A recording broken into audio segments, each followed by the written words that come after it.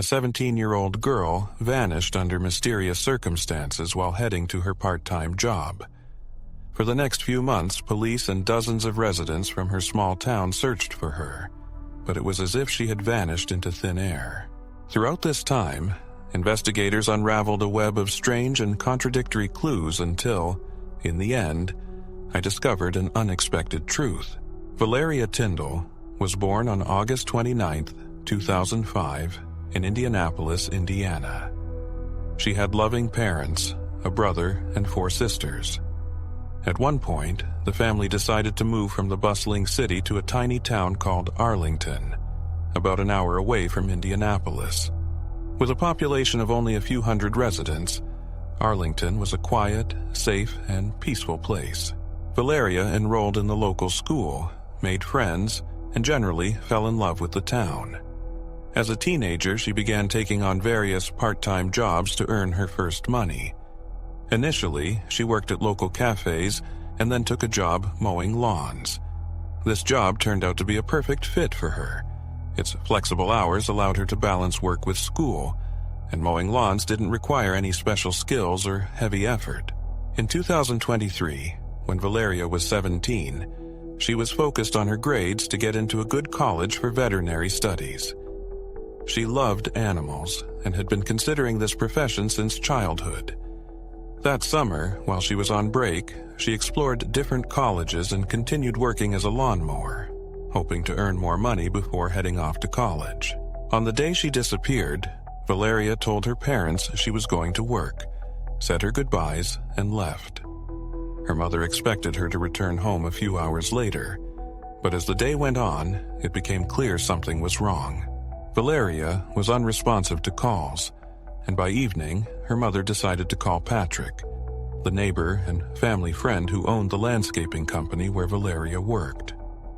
To her shock, Patrick informed her that Valeria had not only failed to show up for work that day, but she hadn't even been scheduled for a shift. Hearing this intensified the parents' fears. They worried that something terrible had happened, yet they clung to hope. Her mother considered the possibility that Valeria might have lied about going to work and instead was spending time with friends, although she had never done anything like that before. Ultimately, the parents decided to wait, hoping their daughter would return home safely. They also called all her acquaintances, but none of them had seen the girl that day. By the morning of the next day, when Valeria still hadn't appeared, they decided to contact the police.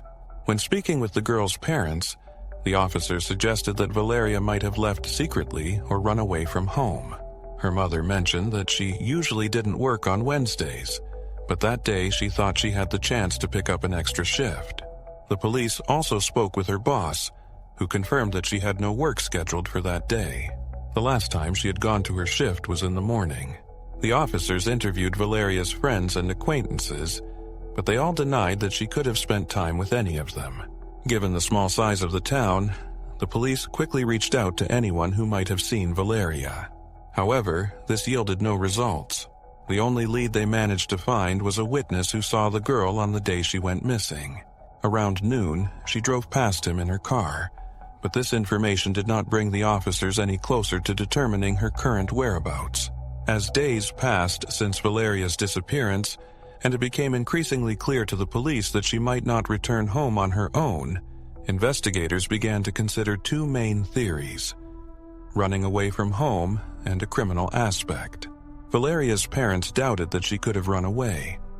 There were no issues in their family, and Valeria was diligently working on her grades at school to fulfill her dream of becoming a veterinarian. Nonetheless, the possibility of her running away gave them some hope that she might be okay. Otherwise, she might already be gone. The police, along with Valeria's relatives and volunteers, searched the surrounding areas of the town for several weeks. Authorities also appealed to local residents for help in searching for Valeria's car. The fact that they had not found the vehicle in the tiny town suggested that either Valeria had driven it away from Arlington or someone had hidden it. This continued for nearly 3 weeks until, on June 26th, the police finally discovered Valeria's car. It was found in the parking lot of a residential complex in Shelbyville, about 30 kilometers from Arlington. The car was missing its license plates, and the doors were locked. There were no signs of a struggle or useful evidence inside the vehicle. However, detectives quickly uncovered an interesting fact. The residential complex where the car was found used lawn care services from the same company where Valeria worked. According to her boss, Valeria was not scheduled to work that day. Investigators suspected that the man might be hiding something and began to scrutinize him. They spoke to residents in the area of the complex and found another witness who saw Valeria on the day she disappeared. However, she was not alone. Her boss, Patrick, was in the car with her. Upon hearing this, detectives returned to speak with him, but he insisted that he hadn't seen her that day. But when the police informed him about the witness and that Valeria's car had finally been found, he suddenly changed his story. Patrick admitted that he had indeed seen her that day, according to his new version of events. They met in Shelbyville, after which Valeria asked him to drive her to a town called Gammer, a few kilometers from Arlington. She said she was planning to run away from home and that someone would be waiting for her there. Upon arriving at the location, Valeria got out of his car and into another vehicle driven by a man, after which they left together. Patrick added that the next day, he took Valeria's car and parked it in the lot of the residential complex where police would later find it. He claimed he just wanted to help her. However, investigators quickly found inconsistencies in this story. They had already requested data from Valeria's smartphone, which indicated that the last time it was active was in Arlington, not in any other town. This led the police to believe that something may have happened to her in her own town, and they informed Patrick of this fact. To their surprise, he changed his story again. This time, he claimed that they had met near the residential complex in Shelbyville, after which she got into his car and they went to his house. Then, he said, he left Valeria alone in his home while he went back to work, and when he returned, she was gone. Of course, detectives found this account even less credible than his original story. They asked Patrick to provide his smartphone, and he agreed. There, detectives found a message exchange with Valeria from the day she disappeared. At 11:23 a.m., she texted him, "I'll be there soon." And a few hours later, Patrick replied, "Where are you?" A bit later, he sent a similar message, but received no response. This behavior appeared highly suspicious, and detectives grew increasingly doubtful of Patrick's truthfulness. They went to speak with Valeria's parents and asked if they'd noticed anything unusual in his behavior. Valeria's mother shared that Patrick sometimes acted oddly. He had developed a friendly relationship with Valeria, spending time with her outside of work, buying her gifts, and taking her shopping. She even suspected that, at times, the 59-year-old man behaved less like a boss and more like a jealous boyfriend. However, Valeria's mother had not taken these concerns seriously. Patrick was a family friend, and Valeria was friends with his daughter. She assumed he was simply being supportive. Nevertheless, one particular incident stood out to her as suspicious. Once, Patrick invited Valeria to an aquarium in a nearby town. Her parents allowed her to go, thinking Patrick would bring his whole family. However, it later turned out that he went there only with Valeria, which her parents found odd. Valeria's mother also recalled that on the night of June 7th, Patrick and his wife came to their home, suggesting that Valeria might have run away and would not return. In addition, she mentioned another detail that caught the detective's attention. She explained that Patrick had been tracking Valeria's location via a special app, supposedly for work purposes. Detectives immediately noted one detail. If Patrick could access her location through the app, why did he send her multiple messages asking, "Where are you?" on the day she disappeared? Piecing together the available information, detectives became almost certain of Patrick's involvement in her disappearance. However, without concrete evidence or knowledge of Valeria's current whereabouts, they couldn't charge him. Still, the police decided to arrest him for providing false testimony.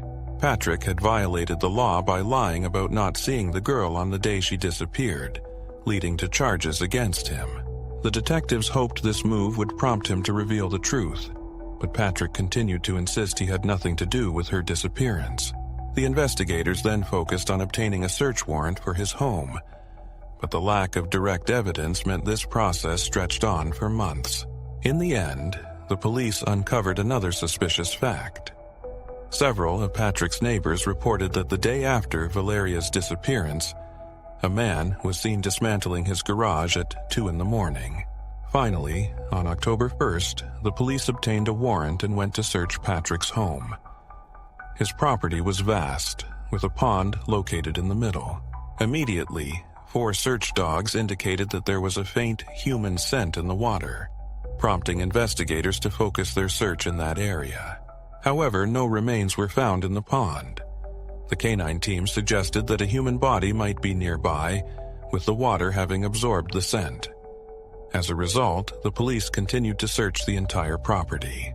They requested a helicopter equipped with ground-penetrating radar, and based on the data collected, they created a map highlighting areas where excavations might have taken place. Given the size of the property, the search extended over several weeks.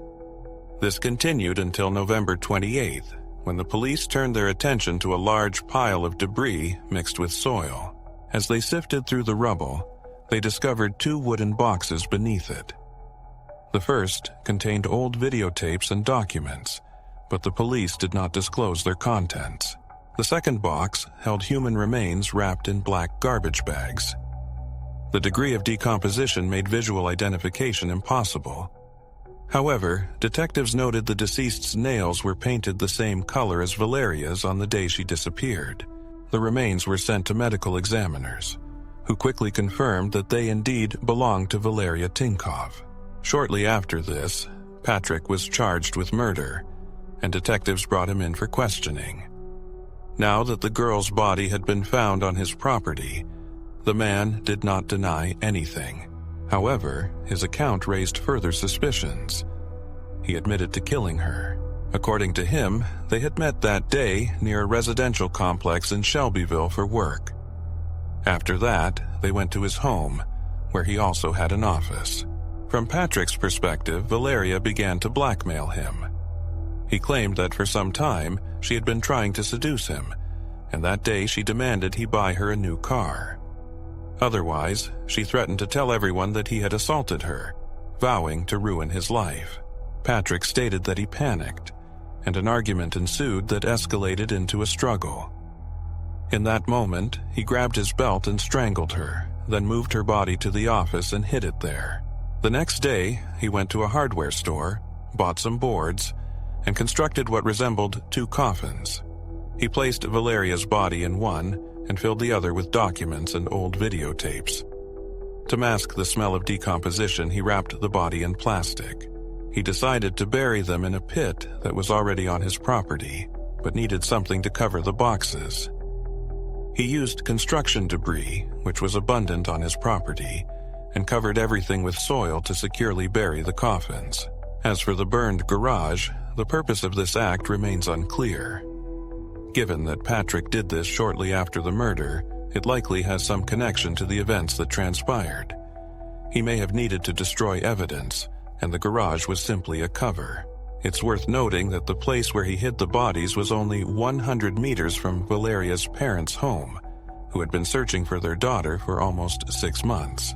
When the police asked him how he felt after committing the murder, Patrick calmly replied that nothing had changed in his life. Naturally, the detectives approached this story with skepticism. It sounded as if Patrick was trying to portray himself as a victim, justifying his actions by claiming he was being blackmailed. The prevailing theory was that he had been pursuing Valeria for a long time, hoping for some romantic connection. On the day of the incident, he might have lured her to his home, where he attempted to initiate a sexual relationship, and she refused. Fearing that she would tell her parents, he decided to kill her. Another fact against Patrick's version came from Valeria's relatives. According to them, she loved her car and often mentioned wanting to drive it for the rest of her life. Thus, the story of blackmail over a new car seemed even less plausible. After charges were filed against him, detectives found several interesting leads that added to the case. During a detailed examination of his smartphone, they discovered that shortly after arriving home on the day of the murder, Patrick began deleting apps from his phone. However, he did not delete the health app, and the remaining data showed that shortly after arriving home, his heart rate spiked significantly for several minutes. Investigators believed this was when he killed Valeria and dragged her body. Additionally, Patrick admitted to throwing away the license plates and keys belonging to the victim in a river to make it harder for the police to find her car. Moreover, he shared another detail. After killing Valeria, he calmly put on his watch again and continued to wear it as if nothing had happened. The victim's parents were shocked to learn that their neighbor and friend was a murderer. They said they never believed in his involvement, despite Patrick's strange behavior.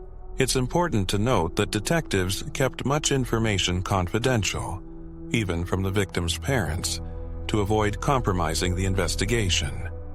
Therefore, many facts came to light only after his arrest. When Patrick was placed in jail, awaiting the start of the trial, he acquired a lawyer. Instead of trying to retract his confession, as is often the case, he and his lawyer opted to make a deal.